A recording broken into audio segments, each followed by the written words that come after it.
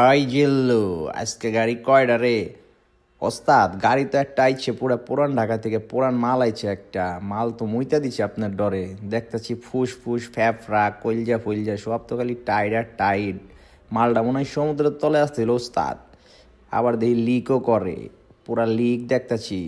প্রচুর ময়লা গাড়ি তো ওস্তাদ। এইটার আজকে গইসা মাইজা শ্যাম্পু দিয়া ভালো করে ডইল্লা ডইল্লা পরিষ্কার করে দিব ওস্তাদ। পুরান ঢাকা থেকে জিক্সার এসে বাইক। দাদা কি কি সমস্যা পাইলেন গাড়িতে? সমস্যার মধ্যে গাড়ি যখন টান দেয় ব্রেক কভার যায়, গাড়ি পুরো একমুখী টানে আর গাড়ি আস্তে আস্তে স্লোতে চালালে পরে গাড়ি আস্তে আস্তে লাফ মারে। এটা ভাঙা মেশিনের নাগাল আছে গাড়ি অবস্থা। গাড়ি তো আসছে পুরান ঢাকা থেকে, পুরো যাত্রা। আর গাড়ির রেডি পিক আপটা নেই, রেডি পিক আপ নেই। মডার্ন গাড়ি হিসেবে যে গাড়ি টান বা রেডি পিক আপ একটা ভাব।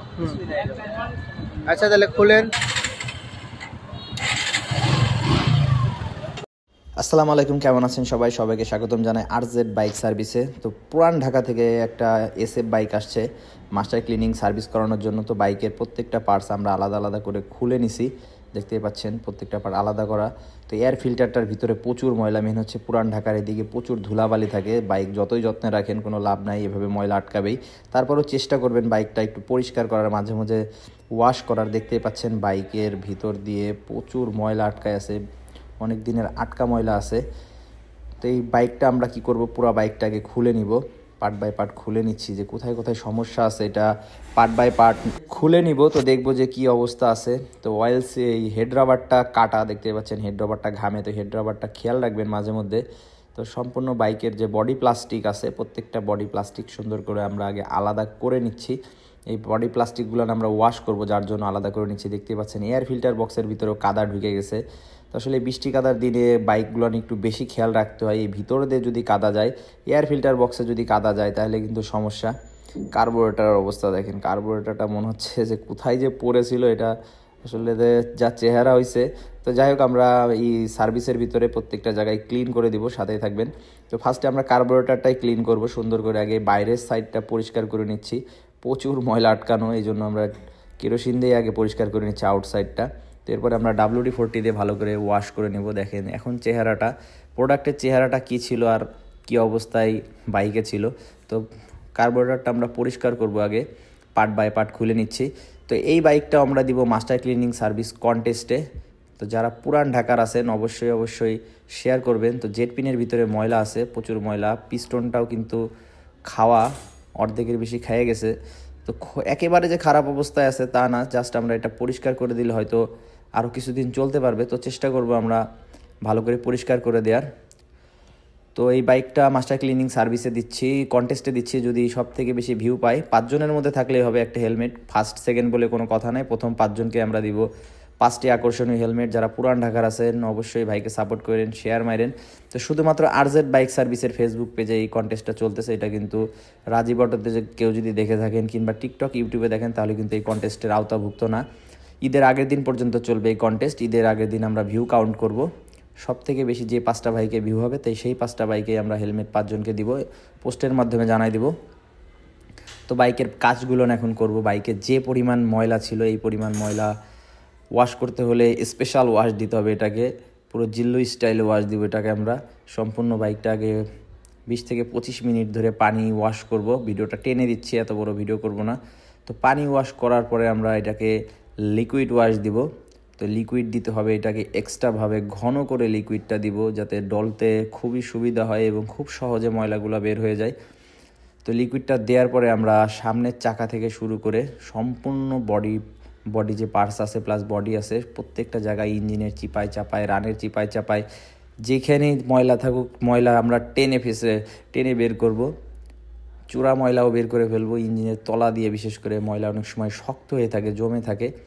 প্রত্যেকটা সাইড এভাবে সুন্দর করে ওয়াশ করে দিব। তো বডিটা ডলা হয়ে গেলে ফাইনাল ওয়াশটা দিয়ে দিব, পানি মারবো, পানি মেরে লিকুইডটা বের করে দিব। তো ওই ওয়াশটা কিন্তু প্রায় 1.5 ঘন্টার মতন কাছাকাছি, 1.5 থেকে 2 ঘন্টাও লেগে যায়, অনেক সময় 1 ঘন্টায় হয়ে যায়, 3টায় ওয়াশই। তো এরপরে আমরা বাইকটা শুকাই নিছি, শুকাই নিয়ে লিকুইড দিয়ে দিচ্ছি। বিভিন্ন জায়গায় জং চলে আসছে বাইকের, দেখতেই পাচ্ছি, যার জন্য লিকুইডটা দিয়ে দিচ্ছি। আর যে বডি পার্টসগুলো আছে, প্রত্যেকটা বডি পার্টসে কিন্তু একই অবস্থায় ছিল, ফার্স্টে দেখাইছিলাম খুবই বাজে অবস্থায় ছিল। তো ইনসাইড আউটসাইড দুই সাইডই পরিষ্কার করব, ভিতর সাইডেও প্রচুর ময়লা, ব্যাক প্যানেল থেকে শুরু করে ফুয়েল ট্যাঙ্কি যে যত পার্টসই আছে প্রত্যেকটা পার্টস কিন্তু আমরা এভাবে ওয়াশ করে দেবো। এটা হচ্ছে ফুয়েল ট্যাঙ্কি, এর উপরে প্লাস্টিকগুলো ওয়াশ করছি, এখন মেইন ট্যাঙ্কিটা ওয়াশ করব।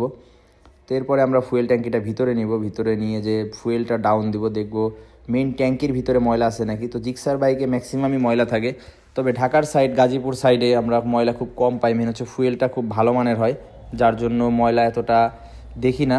তো সম্পূর্ণ ফুয়েলটা আমরা ডাউন দিচ্ছি, মনে হচ্ছে না ময়লা আছে, তবে মনে হচ্ছে পানি আছে, একটু না অনেক পানি আছে। তো যাই হোক, জিক্সারের ফুয়েল ট্যাঙ্কি মাঝে মাঝে চেকিংয়ে রাখবেন, এইরকম ফ্রেশ ট্যাঙ্কি খুব কমই পাওয়া যায়। ম্যাক্সিমাম সময় আপনাদের দেখায় আমরা যে ফুয়েল ট্যাঙ্কিতে কী বাজে অবস্থা, কী বাজে জং থাকে। তো কপালটা অনেক ভালো, এটা ফার্স্ট মডেলের বাইক মেবি, যার জন্য ফুয়েল ট্যাঙ্কির যে লোহাটা এটা ভালো মানের দিছিল হয়তো। তো যাই হোক, হালকা একটু পানি আছে, দেখতেই পাচ্ছেন। তো আমরা ফুয়েল ট্যাঙ্কিটা ক্লিন করে দিই এই মাস্টার ক্লিনিং সার্ভিসের ভিতরে, এর জন্য কোনো এক্সট্রা সার্ভিস চার্জ নেওয়া হয় না। তো দেখতেই পাচ্ছেন ফোটা ফোটা পানি আছে, কয়েক দলা পানি আছে। তো যাই হোক, আমরা এটা পরিষ্কার করে দিব। বাইকের নাট বল্টুগুলো আমরা আলাদা করে রাখছিলাম, কেরোসিনে চুবাই রাখছিলাম, এখন ভালো করে ডলা দিব। ডলা দিয়ে যত জং আছে প্রত্যেকটা জং এইভাবে সুন্দর করে পরিষ্কার করে দিব। পরিষ্কার করার পরে আমরা ভালো করে জুট নিব, জুট নিয়ে একটা শুকনা জুট নেবেন, নিয়ে পরিষ্কার করে দিবেন।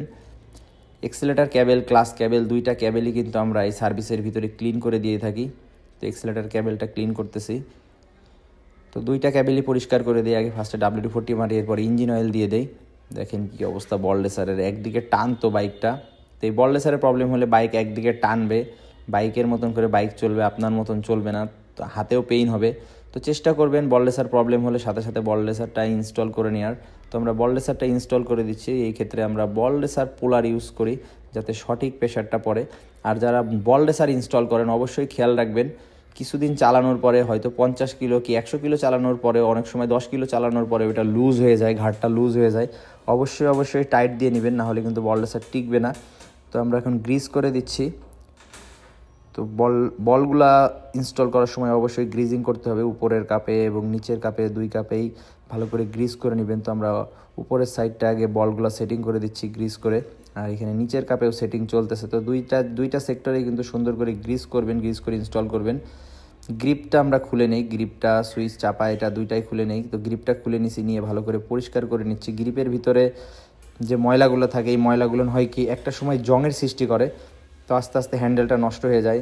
তো আমরা সুন্দর করে এটা পরিষ্কার করে দেবো, দিয়ে ইঞ্জিন অয়েল দিয়ে দেবো। ইঞ্জিন অয়েল দিয়ে দিলে যথেষ্ট ফ্রি হয়ে যাবে। তো মাস্টার ক্লিনিং সার্ভিসের ভিতরে আমরা চেষ্টা করি ম্যাক্সিমাম সময় দেখে দেওয়ার। ইঞ্জিনের কোনো কাজ দেয় না, তারপর আমরা ট্যাবিটটা অ্যাডজাস্ট করে দিলাম। ফ্রন্টের ক্যালিপারটা পরিষ্কার করব, ফ্রন্টের ক্যালিপারটা WD-40 মারবো। WD-40 মারলেই যে ময়লাগুলো থাকে, ব্রেক শুর ফাইবারগুলো থাকে, ফাইবারগুলো নরম হয়ে যায় এবং ব্রাশ দিয়ে ঘষা দিলে এই ময়লাগুলো বের হয়ে আসবে। তো যারা দূর দূরান্ত থেকে আসেন মিনিমাম 7 থেকে 8 ঘন্টা হাতে সময় নিয়ে আসবেন। আর যারা মাস্টার ক্লিনিং সার্ভিসে অংশগ্রহণ করতে চাচ্ছেন, যখনই সার্ভিস বুকিং দিবেন সাথে সাথে জানাই দিবেন যে ভাইয়া ভিডিও করতে হবে, কন্টেস্টে অংশগ্রহণ করব, তাহলে আমরা ওইভাবে প্রস্তুত থাকবো। মেন হচ্ছে দিনে 3-4টা করে বাইকের সার্ভিস করা হয়, যদি না জানায় আসেন 3-4টা বাইকের ভিডিও করা এতটা সহজ না।